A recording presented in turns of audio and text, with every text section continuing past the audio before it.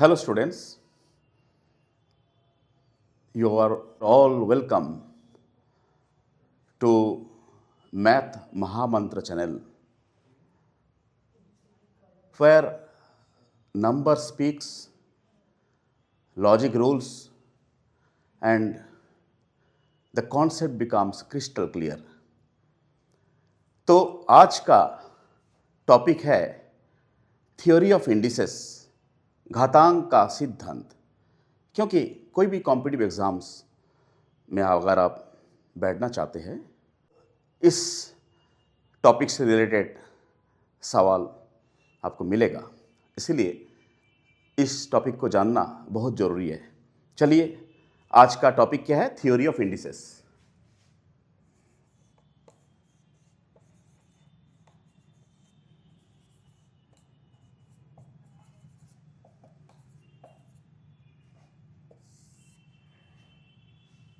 Theory of indices का मतलब क्या है? घातांक का सिद्धांत।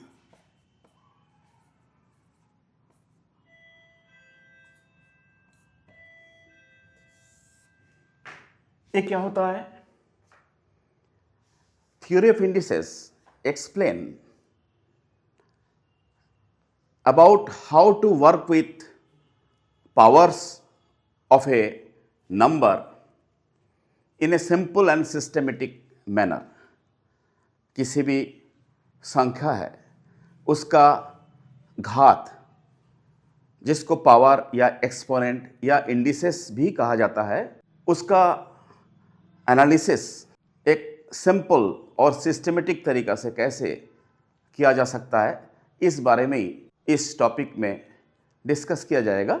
जैसे अगर मैं लिखता हूं कोई एक नंबर है x और इसका पावर है n, इसका क्या मतलब है? इसका मतलब है x multiplies itself n times. इसका मतलब क्या है? जैसे फॉर एग्जांपल अगर मैं लिखता हूं एक्स क्यूब मतलब क्या होता है? x multiplied by x multiplied by x, अर्थात x को 3 बार x द्वारा मल्टीप्लाई किया गया है।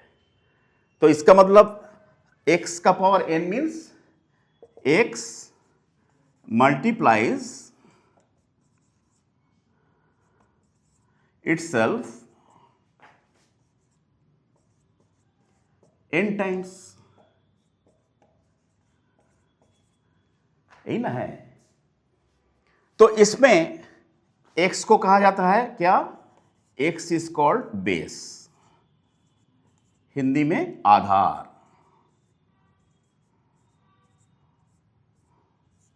And what is n?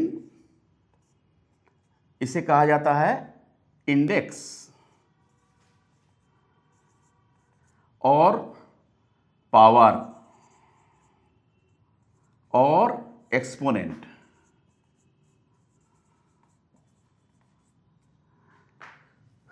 Hindi में जिसको घात कहा जाता है। तो ये क्लियर हुआ कि x का पावर n में x को बेस कहा जाता है या आधार, और n को इंडेक्स या घात कहा जाता है। हिंदी में इसको घात कहा जाता है।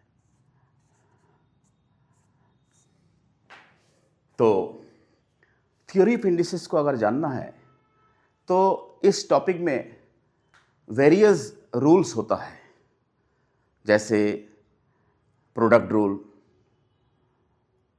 Quotient rule, power of power rule and so on. हर एक रूल को विस्तृत रूप से हमें अध्ययन करना है, then only we can become the master of this topic theory of indices. चलिए, आज का पहला जो नियम है वो है प्रोडक्ट रूल, गुणन का नियम। क्या है ये? पहला जो रूल है, रूल नंबर 1, सपोज ये है प्रोडक्ट रूल।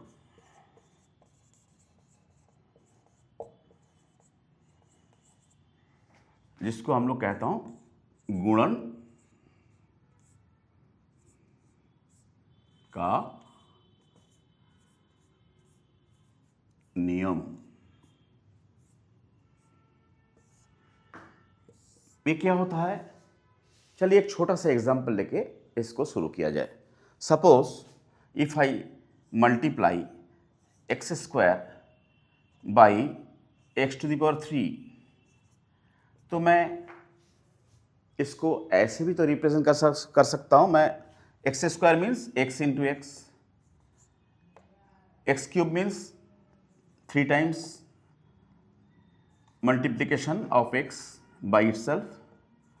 तो अल्टीमेटली एक्स को कितना बार मल्टीप्लाई किया, 5 times. So obviously according to this concept of x और 5 हुआ ना, तो मैं लिख सकता हूं this can be express as x to power 2 plus 3। अर्थात क्या हुआ, x to power 2 into x to power 3 means x to power 2 plus 3। अगर बेस सेम है तो पावर ऐड हो जाता है, that is the master rule. तो मैं इसको अगर जनरलाइज करूंगा तो इसको मैं कैसे लिख सकता हूं, x to the power m multiplied by x to the power n is equal to x to the power m plus n according to this concept, where x is called base and obviously it should not be equal to 0, इसको याद रखिएगा। और m और n क्या है, ये real numbers है। Okay, तो ये हो गया हमारा first rule that we call product rule. Product rule में क्या है, इसका बेसिक मास्टर रूल क्या हुआ कि अगर आधार सेम है, सेम बेस, तो इसमें क्या होता है, जो भी इसका पावर है वो ऐड हो जाता है, ऐड पावर्स। यही है इसका मास्टर रूल, किसका, प्रोडक्ट रूल का। ओके, तो कुछ एग्जांपल्स लिया जाए। जैसे एग्जांपल 1 ऑफ प्रोडक्ट रूल, अगर मैं बोलता हूं 3 का पावर 2 इंटू 3 का पावर 7 इंटू 3, तो इसको मैं अगर सिंप्लीफाई करूंगा using product rule, how to simplify, तो मैं बोला हूं कि अगर बेस सेम है, यहां पे बेस क्या है 3, तो 3 बेस हो गया। तो पावर्स क्या है, यहां पे पावर 2 है, इस पे पावर 7 है, इसका पावर 1 है। तो ultimately 2 plus 7 plus 1 that is equal to 3 to the power 10। So यहां मैं प्रोडक्ट रूल का यूज किया हूं, समझ में आया। अगर मैं ऐसा लिखता हूं